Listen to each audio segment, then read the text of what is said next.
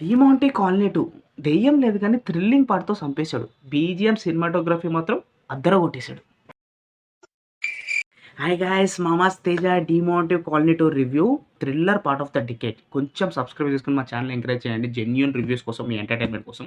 'డీమాంటే colony 2' thriller part of the decade. Starting కొంచెం చెప్పాలి అంటే హర్రర్ ఎలిమెంట్స్ చాలా బాగున్నాయి. మూవీ మొత్తం థ్రిల్లింగే. ఒక్కొక్క సీన్ ఒక్కొక్క డైమండ్ అన్నట్టు. ఇద్దరేమో బిల్డింగ్ పైన దూకేస్తారు స్టార్టింగ్, ఇంకోడేమో ఊరేసుకొని చచ్చిపోతాడు. ఎందుకో అర్థం కాదు. అక్కడి నుంచే మనకి ఇంకా ఇమాజినేషన్‌కి వదిలేయాలన్నట్టు చూపిస్తాడు. లైక్ ఏంటి అంటే నెక్స్ట్ ఏం జరుగుతది అన్నట్టు. అండ్ దాని తర్వాత ఆఫ్టర్ కొంచెం నలుగురు అమ్మాయిలు హాస్టల్‌లో ఉంటారు. వాళ్ళు లైబ్రరీ నుంచి డీమోంటే కాలనీ బుక్ చదువుతారు. అక్కడి నుంచి ఆళ్ళు ఇంకో 10 నిమిషాల్లో డైరెక్ట్‌గా డీమోంటే కాలనీ ఇల్లులో పడతారు.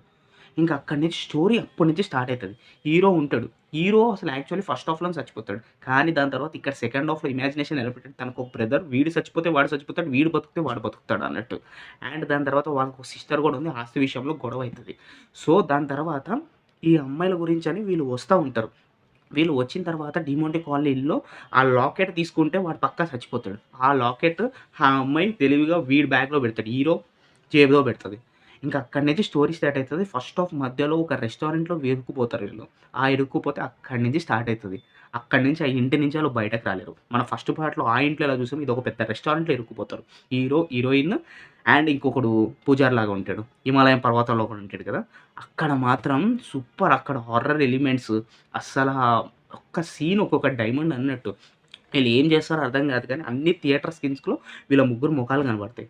ఆల్రెడీ అక్కడ ఎలా చూపించాడంటే ఫస్ట్ హాఫ్‌లో హీరో వీళ్ళిద్దరిని చంపేస్తాడన్నట్టు చూపించాడు. ఏంటి అంటే అది జస్ట్ ఇమాజినేషన్‌కి వదిలేయాలన్నట్టు చూపించాడు గానీ హీరో వాళ్ళని చంపడు. అక్కడ సీన్ మాత్రం సూపర్బుంది. ఫస్ట్ హాఫ్ ఇంటర్వెల్ సీన్ మాత్రం అద్దిరిపోయింది. అండ్ సెకండ్ హాఫ్ గురించొస్తే సెకండ్ హాఫ్ మామూలుగానే ఉంది. అండ్ క్లైమాక్స్ అయితే కొంచెం యావరేజ్‌గా అనిపించింది. కానీ బావుంది. సెకండ్ హాఫ్ విషయానికి వస్తే మొత్తం థ్రిల్లింగ్ పార్ట్. అసల ఒక చిన్న పిల్లోడొస్తాడు. ఆ చిన్న పిల్లోడు ఇరుక్కుపోతాడని అనిపిస్తది. అసలా అదొక type of thrilling elements, imagination, horror elements మాత్రం కొంచెం తక్కువగానే ఉన్నాయి. మొత్తం సీన్స్ మాత్రం చాలా బాగా తీశాడసల.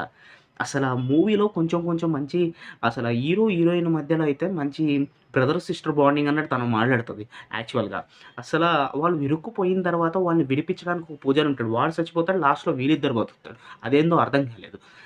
దాని తర్వాత లాస్ట్‌లో వీళ్ళు బతకడానికి రీజన్ ఏంటంటే, ఆ ఇంట్లో ఆ హోటల్‌లో ఆ మధ్యలో ఒక శక్తివంతమైనది ఉంది. అక్కడికి మాత్రం దెయ్యాలు రాలేవని. అక్కడి నుంచి హీరోయిన్ పైనకెళ్ళిపోతాడు. హీరోని మాత్రం చంపేస్తాడని అనుకుంటాడు గానీ, ఆళ్ళ తమ్ముడు చచ్చిపోతాడు, వీడు చచ్చిపోతాడు కదా!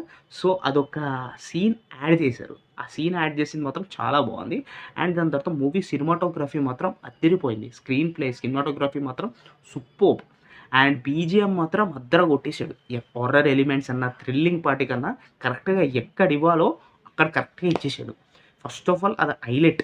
మూవీ ఫస్ట్ ఆఫ్ ఆల్ చెప్పాలి అంటే thrilling part of the decade అని కాదు గానీ, ఇమాజినేషన్‌కి వదిలేయనన్నట్టు చూపించాడసలు ఫస్ట్ ఆఫ్ ఆల్.